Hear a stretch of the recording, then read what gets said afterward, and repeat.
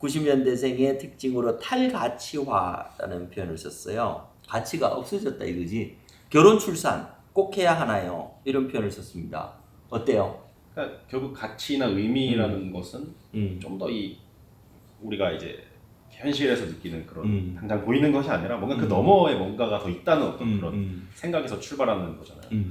근데 그런 너머를 볼 만한 심리적인 여유가 없다는 게 이제 제 생각이었습니다. 결국에는 추구하는 것은 그래서 당장에 내가 올라가야 되는 어떤 지위 혹은 나에게 이제 주어진 굉장히 말초적인 그런 뭐 쾌락이든 혹은 컨텐츠 이런 것이 되는 건데, 그러니까 그런 지위와 감각의 추구는 현세적이고 아주 이제 그 즉각적인 것이고, 그러니까 그걸 넘어 뭔가 이제 더 의미 있고 더 가치 있는 것, 그리고 그것이 나에게 주는 책임과 의무 이런 거를 보기도 싫고 감당하기 싫다는 것이 탈가치라는 어떤 현상으로 저는 드러났다고 이제 생각이 됩니다. 그게 이제 가장 드러난 게 결국엔 가족주의인데, 왜냐하면은 가족이라는 것이 결국에 인간이 보편적으로 갖는 가치라고 보거든요. 그러니까 출산에 대해서 왜 이렇게 한국 사람들 이렇게 청년들이 애를 안 낳냐 뭐 이런 말이 많지만은 그거에 대해서 답들이 이제 뭐 일자리가 불안해서 주거가 어려워서 뭐 살기가 팍팍해서 등 되게 많은 얘기가 있지만은, 그런 논리라면은 1950년대에는 한국에서 사실은 애가 태어나면 안 되는 거죠. 얼마나 어려웠던 시절이. 뭐 당장 전쟁 중에 당장 먹기가 어려웠던 시절이고, 심지어 그때는 아이를 낳으면은 높은 확률로 죽었잖아요. 신생아들이. 그러니까 그런데도 사람들이 가정을 만들고 이제 자녀를 가졌던 거는 그걸 해야만 한다는 어떤 의무감이 있었던 거고, 그것이 이제 가치이자 의미로 다가왔다는 것이죠. 뭐 조상의 대를 잇겠다는 그런 논리든 뭐든 간에. 근데 이제 그런 식의 의무나 가치로서의 접근, 가족에 대해서 그런 접근이 이제 굉장히 퇴조를 했기 때문에 근본적으로 저출산이 이제 대두된 거라고. 그랬기 때문에 이거는 심리적이고 문화적인 문제를 빼놓으면 안 되는데, 경제적인 문제도 당연히 중요하죠. 근데 좀 경제적인 문제가 너무 이제 과잉돼서 논의되고 있다는 것이 좀 제 문제의식이었습니다. 90년대생에 대해서 이제 그 우리 특징들로 볼 수 있는 게 한탕주의다, 아니면 탈가치화다, 공정함에 대해서 우리는 생각을 하고 있다, 능력주의에 대해서는 우리는 신뢰하고 있다라는 특징을 이야기를 해주셨는데, 자, 기성세대가 이게 듣다 보니까 굉장히 뭐 많은 공감을 할 수도 있고 또 걱정을 해소하는 부분도 있는데, 우리에 대해서 90년대생에 대해서 이런 오해는 안 했으면 좋겠다, 그런 게 있다면.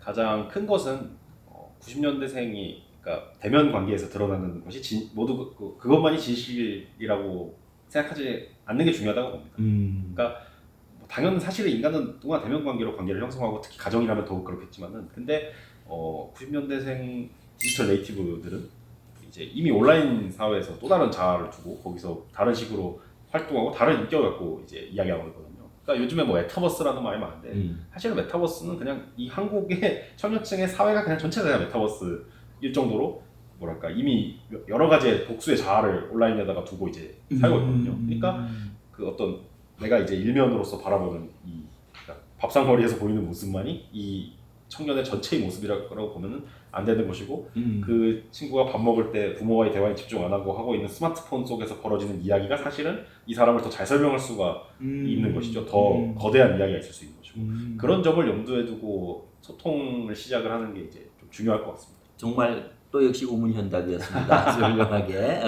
자, 90년대생들에게 한 말씀을 해주신다면.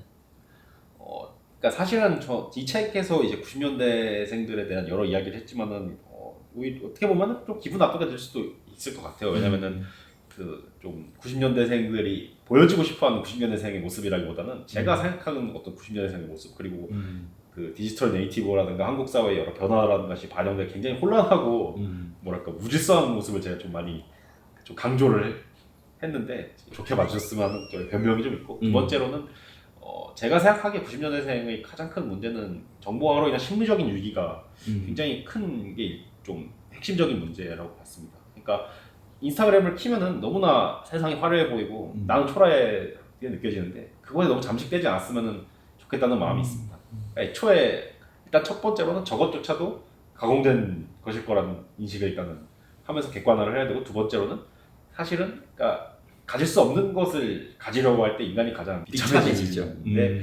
그러니까 좀 약간 불교적인 어떤 그런 수능적 자세라고 해야 될까요?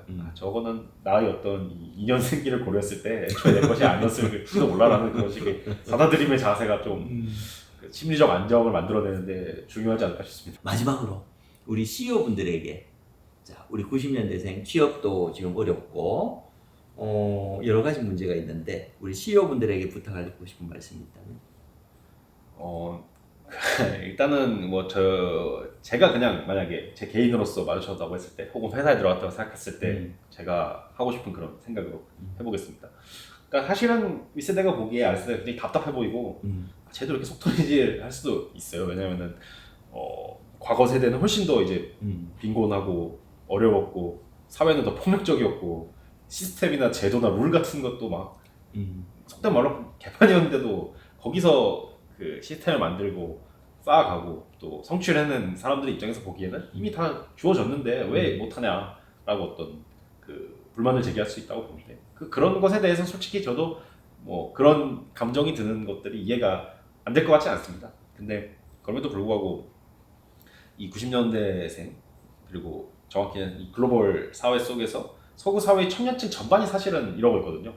그러니까 어떤 세계화라든가 정보화라든가 그리고 저성장이라든가를 맞아들여가지고 다들 위축돼 있고 꼰대 같은 말로 하면 패기가 없는 그런 모습들을 보이는데 근데 그런 것들을 다그치면 오히려 더 위축될 것 같고 오히려 그런 굉장히 그 90년대생들이 또 선진국 사회에서 이 청년으로서 볼 수 있는 세련됨과 또 그런 또 이제 한국 사회에서만 볼 수 있는 야성 등이 이제 있는데 그런 것들을 잘 발휘할 수 있도록 좀 격려했으면 하는 그런 또 생각이 듭니다. 그러니까 다른 영역에서도 발휘할 수 있도록 좀 독려하는 그런 식의 사회 간의 어떤 그런 통합이 있으면 좋겠다는 생각이 듭니다. 아주 뭐 우리에게 숙제를 제대로 던져주신 것 같아요. 아주 긴 시간 동안 사실 오늘 밤새면서 이야기하고 싶은데 특히 5가지 주제를 다 하고 싶은데 오늘 청년의 문제에 대해서 좀 집중해서 바라봤습니다.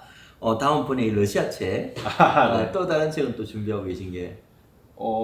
제가 이제 좀 대학원 진학하면 공부에 집중해야 될 것 같아서 단기간에 집필을 하지 못할 것 같은데 계획하고 있는 책으로는 좀 이제 한류랑 컨텐츠에 집중해서랑 그리고 이제 다문화에 관해서 좀 더 좀 깊이 있게 다루는 책을 또 쓰고 싶습니다. 아주 기대하겠습니다. 아주 좋은 책들 쓰면서 한국 사회를 잘 이끌어 주시기를 바라겠습니다.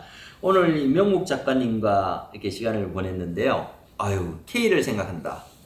K가 우리 자랑스러운 저국 코리아죠. K를 생각한다. 재밌게 보셨습니까? 정말 깊이 있는 사고들을 우리 젊은 세대들이 또 하고 있고 또 기성세대들을 바라보고 있다는 것에서 상당히 많은 그 감동을 받을 수 있었던 서평 인터뷰였습니다. 부디 건강하시게 좋은 책들 많이 하시고 또 학문적으로도 대성하시길 바랍니다. 오늘 K를 생각한다 임명묵 저자와 함께 서평 콘서트 진행했습니다. 너무 감사드리고 다음 시간에 바로 토론이 있으니까 즐겁게 뵙도록 하겠습니다. 감사합니다.